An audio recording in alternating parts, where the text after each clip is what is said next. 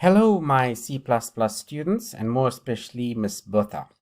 The question's phrased is, Hi sir, just like to know what I can do. I'm struggling a lot with arrays and 2D arrays in functions, and how to solve the problem. Any advice or a video that can maybe watch to help with this? Alright, so that's why I'm going to create a video. Or should I not waste too much time and move on? Yep, you should move on, but before you get to a two-dimensional array, you got to understand that you have the concepts related to a one-dimensional array. So go through your for loop, then your one-dimensional array, how you declare the one-dimensional array, how you initialize elements in a one-dimensional array, how do you assign values to a one-dimensional array, just do a simple computation like calculating the sum of elements for one-dimensional array, and display elements of the array. So let's go on. The question she asked was exercise 26.3. Write a program that does reservations for a theater with 5 rows of seats and 9 seats per row.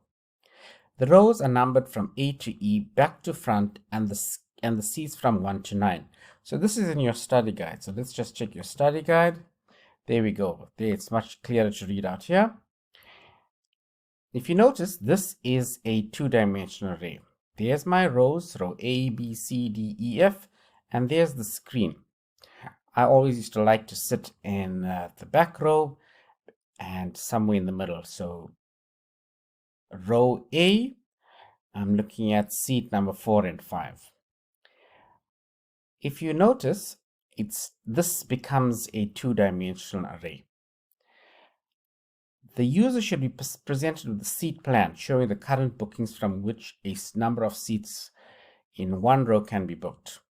So let's run the program. So I've written it. Here's the program out here. And if you noticed, immediately you can do the declaration. It says, write a program reserves the rows are numbered from A to E. There's your declaration A, B, C, D, E. This is a one-dimensional array, right? And it gives you a hint that A, B, C, D, E are characters. So that's why you've got const char row character, one-dimensional array A, B, C, D, E. And the seats are from 1 to 9. So you declare number of rows is 5, count the rows, 1, 2, 3, 4, 5, A, B, C, D, E. The number of columns is 1, 2, 3, 4, 5, 6, 7, 8, 9, and that's 9. So you could have picked that up immediately from the first 2 lines of your problem statement. So let's just run this program and see what it does. In which rows do you want seats? Oh, there we go. I'd like to be right at the back, row A. And how many seats I want? 2. 1 for my wife and 1 for me, right?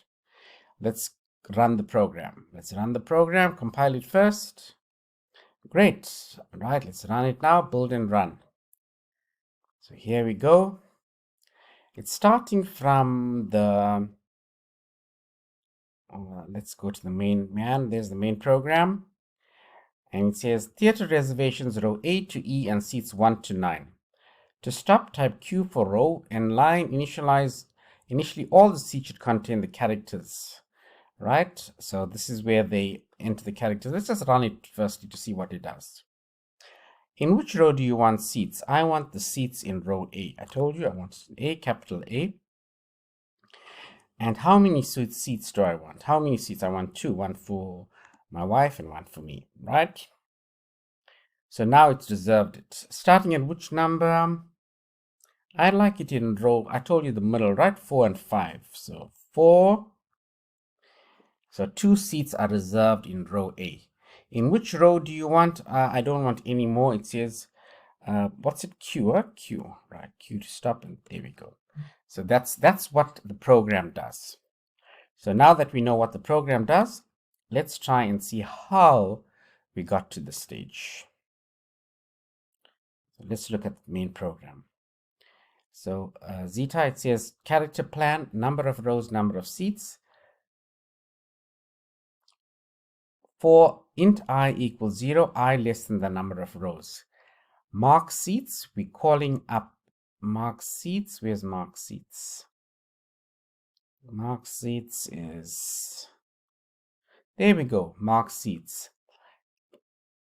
All right, now I think Zeta, what may be getting to you is there's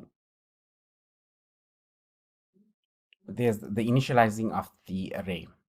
You'll notice marker is defined as a char character, plan p row subscript I. So this may be the confusing state. So if you get to grips with understanding how to initialize a two-dimensional array, this shouldn't be a problem. It basically, you could have put a curly bracket here and there, but there's only one statement going out there. Let's see what else happens. It says, right, so display plan, let's go and see what display plan does. Again, this may be confusing because there's only one statement, but this is on its own. So if I wanted to, I could have put it down there. Let's go to display plan. Display plan. There's display plan, line number 17. So again, I am passing across my array, plan P, displays int I less than, oh, this is the tabulating key, kind of tabs, gives you a tabulation of the row and column, so it doesn't appear too close to each other.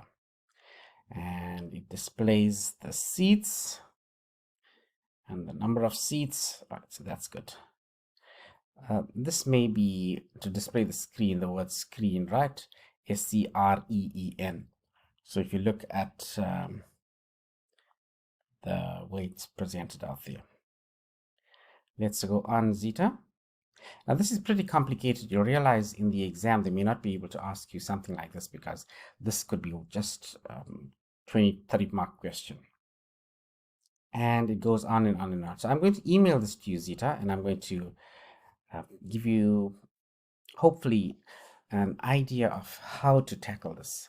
So you'll notice the strategy that they did is they asked you to input values. That goes for any program.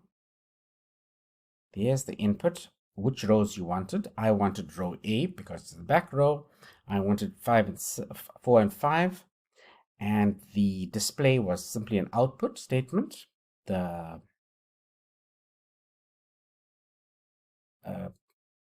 There's the procedure to display it out. And then to reserve it was the computation. And this was the Boolean to check whether it was actually available or not. This is your true and false statements. Boolean valid booking.